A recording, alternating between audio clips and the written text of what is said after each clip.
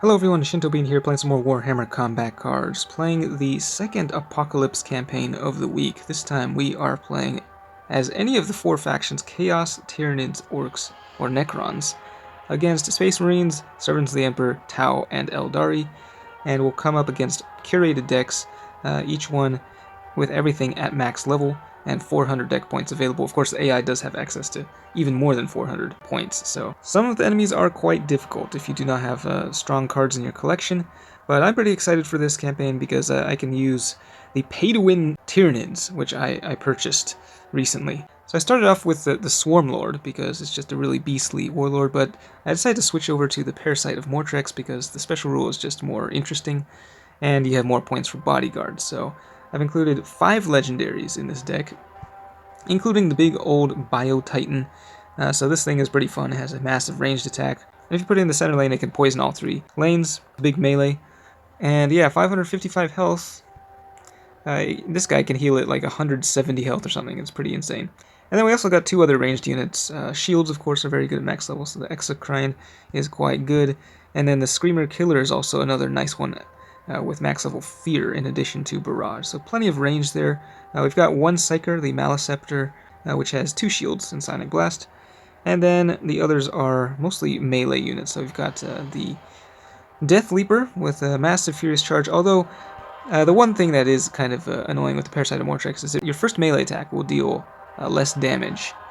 So oftentimes the Furious Charge, which normally does over 100 damage, will be reduced if you're running it with the Parasite, so just be aware of that.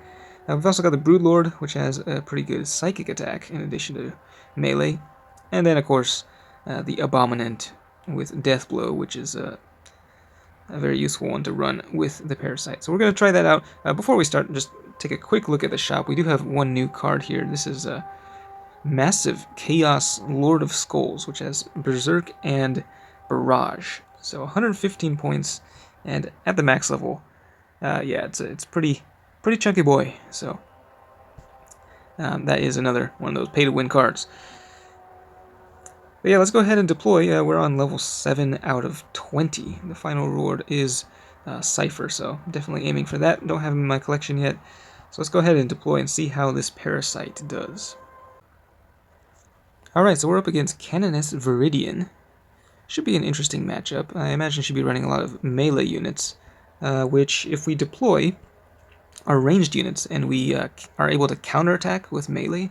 That would actually be pretty ideal. They do get the first turn, and they're doubling up on the healing.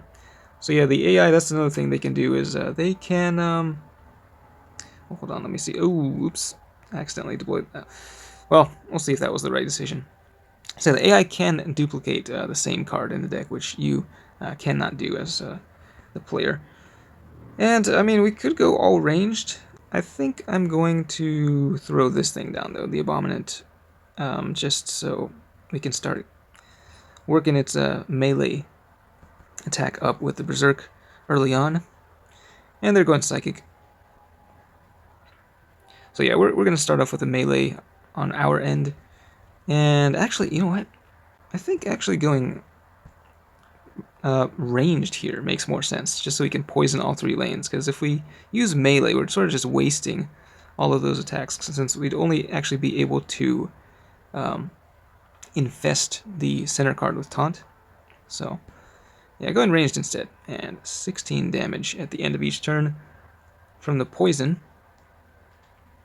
They're just going Psychic and debuffing my ranged, charging up a melee attack, so nothing very strong on the field on their side. But they do have a massive number of bodyguards. I just noticed this. Yeah. Wait, 11, 12, 13, 14 cards total in this deck. Once again, the special rule for the Parasite. Whenever you destroy a card that has been infested, it deals 40% of its base wounds. So yeah, we'll easily be able to clear all these guys here with the big old series of attacks, even though they are getting reduced. And yeah, might as well do that. Their bonus attacks here are doing almost no damage because it's yeah, hitting the Screamer Killer with Fear. That's actually I actually made the right choice in the end to put the Screamer Killer over here, I think, since cards getting the bonus attack will have their damage reduced from that Fear. Now this is going to be a little bit annoying, the Triumph of St. Catherine with 4 shields, but that is where the Hierophant comes in handy with the barrage. Actually, this is actually very useful against the Sororitas in particular, just having barrage and poison. And yeah, this is ideal again. So they're going melee, which means we don't have to go melee on our turn. Everything on their side is already infested. So we can just go with the ranged attacks, although I'm afraid this boy, the Abominant, is just going to be sitting there twiddling his thumbs. But yeah, we do want to get everything poisoned and start dealing with those shields. Okay. So yeah, the Abominant is probably going to be going down next turn. 1 shield left on the one in the center. And then, let's see, yeah, just 1 shield left on. Okay, wow, they're going ranged. So there's the death blow. Ooh, that was so close. But yeah, our counterattack here is going to blow up a lot of stuff, actually. And, wow, this is kind of weird. Yeah, the explosion from the infestation didn't actually do so much there. Because their cards are, like, getting killed at the same time. So that was not ideal. And we do want some healing on the field, because that Screamer Killer and the Hierophant are taking a lot of damage. I think... Ooh, the healer's not coming up. Okay, well, we're going to just put the Exocrine over there, I think. And we'll see how this goes. I really hope that the Bio-Titan doesn't go down. Actually, what is infested on their side? So, I guess, yeah, only the Triumph of St. Catherine, which we could take down here. I think we'll just go with the ranged attack and see how this goes. Yeah, so that thing is going to do a lot of damage when it dies. 40% of its base wounds. Celestine gets the extra attack. 122 damage. Yeah, so and that goes through the shield. So that was actually pretty good. They definitely do not have enough to kill this thing. It is a shame that we weren't able to get the healing out, though, the Medicae. It would have been nice to have that earlier. But now one of our pretty valuable units here is going to die. But once again, we're able to infest the enemies with our counterattack. So that is... yeah, it's going to be pretty brutal. Once again, the explosion from the infestation is going to go straight through the shields on these units. So yeah, let's go ahead and hit them with a ranged attack. And yeah, the thing just dies again, so not really making the best use of the infestation, but... And yeah, it looks like the Screamer Killer is going to be the one to die first. Wow, this is a little scary, though. We'll see what they deploy in the center lane. Hopefully it's nothing too strong. Okay, yeah, we're good to go here still. They are once again going melee. So yeah, this time we're only going to be able to infest the thing with Taunt. But doing a reasonable amount of damage. Now we really want the healer on the field. Man, that poison is doing a lot of work this game. So yeah, this thing is already infested, so yeah, we're good there. And here comes the clutch heal. So the Bio-Titan was at 100. Now it gets 167 more health. And yeah, we can just go ranged. And see if we can take this thing down. And it's going to do a lot of damage when it dies, I think. Actually, what? Huh. Hold on. Oh, there it is. Okay. It's just a delayed reaction. I had to wait for the, I guess, Canoness Viridian's special rule gets priority there. This thing has not been infested, so we do need to make sure to deal... Well, I guess we'll see.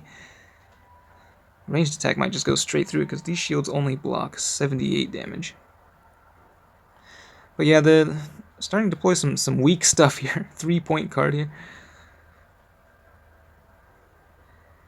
And they're going ranged, so that means our counterattack here is going to blow some stuff up.